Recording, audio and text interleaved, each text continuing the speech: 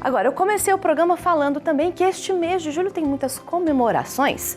E é claro que nós estamos chegando no final do mês de junho e temos no dia 29, dia de São Pedro, São Paulo e dia do Papa também. E para falar um pouquinho sobre isso, eu recebo o Padre Reinaldo Benjamin aqui. Padre, bom dia, tudo bem? Muito bom dia, Bianca, bom dia a todos. Padre, são tantas as dúvidas, as curiosidades que surgem a respeito do Papa, inclusive, e é por isso que nós decidimos fazer esse Dúvidas de Fé especial hoje, falando sobre papas.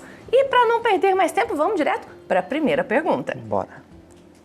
Bom dia, meu nome é Mariana, eu sou de São Paulo e eu gostaria de saber por que ao ser eleito o Papa escolhe um novo nome. Olha lá, a Mariana tem uma curiosidade muito interessante. Por que o Papa muda de nome, Padre? Não é uma tradição tão antiga, ou melhor, é antiga, mas começou mais ou menos nos anos 500 da Igreja, né? No ano 532, mais praticamente.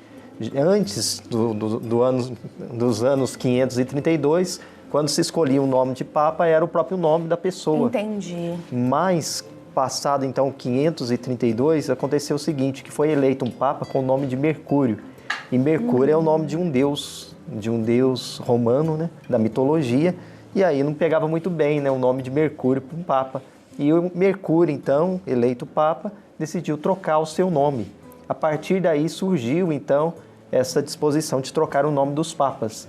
E trocar o nome também tem um sinal de identidade, de missão, Sim. né? Por isso, na Bíblia, a gente vê também exemplos de pessoas que mudaram de nome justamente pela missão que eles assumiram. Abrão, que se tornou Abraão, né? O próprio Pedro, né? Que era Simão, Jesus começou a chamar de Pedro, Pedra, né? E assim vai, significa também um pouco da missão que este ser humano, o Papa, terá pela frente. E agora os nossos papas também trocam de nome justamente para homenagear o Papa antecessor, né? Antecessor. E assim, João Paulo II homenageando João Paulo I, e assim vai. Que interessante aí a pergunta da Mariana, interessante saber o motivo pelo qual começou-se a mudança aí dos nomes dos papas quando eleitos. Agora, Padre, tem mais perguntas chegando aqui e nós vamos ver mais uma pergunta agora. Bom dia, meu nome é Yolanda, eu sou de São José dos Campos. Gostaria de saber, fazer uma pergunta, né, se São Pedro é de fato o primeiro Papa da Igreja Católica. E daí, Padre, é de fato o primeiro Papa mesmo da Igreja Católica? Sim, é o primeiro Papa da Igreja Católica porque Jesus disse para ele, né? Tu és Pedro e sobre esta pedra edificarei a minha igreja. E Jesus, logo após sua ressurreição também, falou diretamente com Pedro, né? Apacenta o meu rebanho. Quer dizer, Pedro já era ali o líder dos discípulos de Jesus e Jesus confiou a ele, então, esta missão de coordenar a igreja, né? Então, belíssimo essa pergunta dessa nossa irmã. E é interessante, Bianca, que nós estamos agora com o Papa Francisco. Ele é o Papa de número 266 já. Olha só! 266, quer dizer, quantos papas já tivemos na vida da igreja, começando então com Pedro. Pedro, tu és pedra e sobre esta pedra edifico a minha igreja. É muito interessante pensar, Padre, que a partir dessa missão de Pedro, uma missão que ele assumiu com todo o coração também, mas uma missão muito difícil na época, porque foi logo após a morte de Jesus, o coração ainda estava doído com certeza, mas ele assumiu essa missão e a partir daí nós também começamos a ser mais igreja. De fato. Bom, tem mais perguntas chegando agora e tem inclusive relação com a eleição do Papa. Então vamos ver agora essa pergunta. Meu nome é Shirley, de Carmópolis de Minas. É verdade que teve uma eleição para Papa que durou mais de 3 anos? Olha lá, essa curiosidade da Shirley também se tornou minha curiosidade agora. É verdade, então, que demorou 3 anos para se subir aí aquela fumacinha branca e dizer "Habemos Papa"? Quase 3 anos. Quase 3 anos? 2 anos e 9 meses e alguns dias durou. Foi na cidade de Viterbo, lá na Itália. O que aconteceu, né? Aconteceu que os papas, ou melhor, os cardeais, 15 cardeais se reuniram então para a escolha do novo papa e estava demorando muito. E aí eles não conseguiam chegar no consenso de quem seria o papa. Aí o povo, né, fez o seguinte, diminuiu a alimentação dos cardeais, abriu o telhado no frio da Europa e aí os papas, ou melhor, os cardeais então tiveram que escolher o novo papa. E assim escolheram Gregório X. Gregório X, então, foi quem organizou depois o conclave, por isso que é chamado de conclave, né? Que é conchaves, significa conclave, eles ficam fechados até então a escolha do novo papa. E depois quem organizou mesmo o conclave, de fato, como nós temos hoje, foi o Papa Paulo VI, né?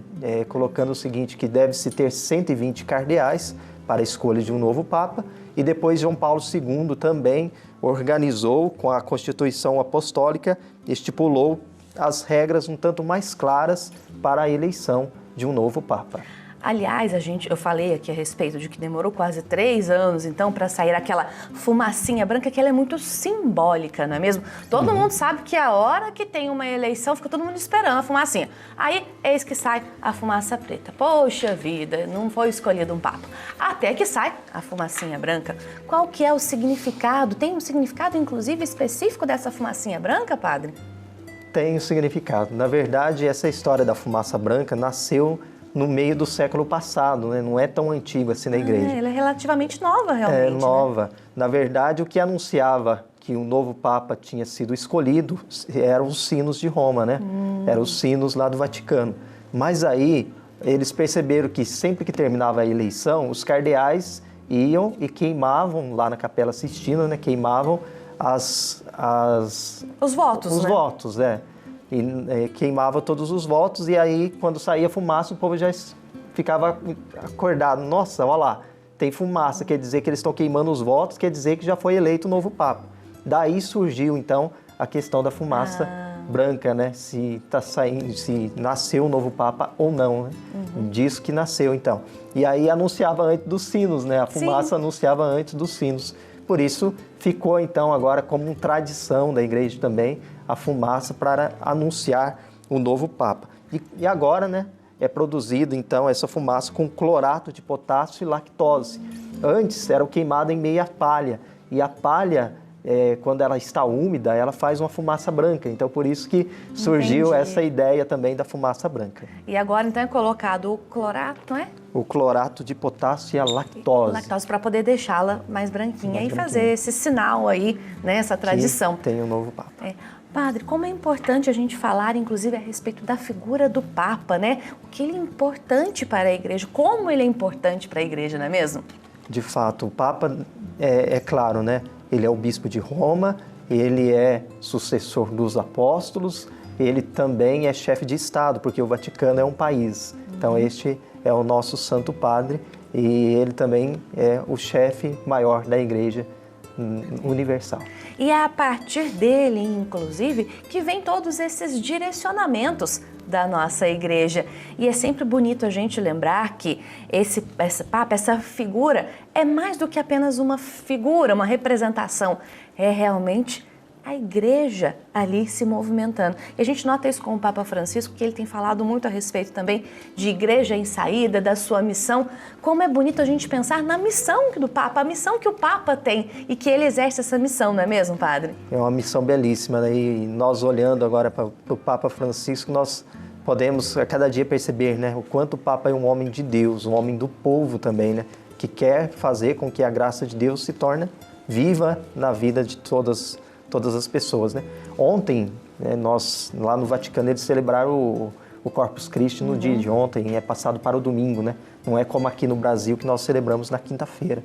E o Papa Francisco foi à periferia para fazer a missa, então, do Santíssimo. Muito bonito isso, bonito, né? Realmente. Vai até aos pobres, às pessoas que mais precisam. Como ele cobra muito da gente, ele também o faz, né? Sem dúvida, sem dúvida. Não é só um homem de palavra, mas é um homem de gesto. Sem dúvida. Padre, obrigada pela presença aqui conosco, por nos nada. esclarecer aí essas dúvidas de fé que vão surgindo aí na nossa cabeça. Afinal de contas, a gente fica bem curioso e com dúvidas quando a gente vai conhecendo cada vez mais. E uma curiosidade boa é uma curiosidade dessas que a gente vai aprendendo sobre a nossa religião, né? Isso, e agora é uma semana abençoada e feliz para você, porque nós vamos celebrar, então, hoje João Batista, Nossa Senhora do Perpétuo Socorro também nessa semana, no dia 27, e na sexta-feira o Sagrado Coração de Jesus. Então é uma semana realmente cheia de coisas boas também. Inclusive, temos também para o fim da semana, né, dia 29, São Pedro e São Paulo também, o dia do Papa. Agora, por falar em São Pedro e São Paulo, olha só esse livrinho da vida de São Paulo Apóstolo, que você pode conhecer um pouquinho mais a respeito da vida de São Paulo e também aqui, ó, a vida de São Pedro Apóstolo. Deixa eu mostrar aqui bonitinho esses dois livros da Editora Santuário, que você vai conhecer um pouco mais a respeito da vida desses dois santos que nós também celebramos esta semana. E além disso, tem também a Igreja do Papa Francisco, à luz do Vaticano II. Este livro aqui também da Editora Santuário, para você conhecer um pouco mais a respeito do nosso querido Papa Francisco. 0800 16 0004 é o telefone da Editora Santuário, para você ficar cada vez mais inteirado, conhecendo cada vez mais a nossa igreja.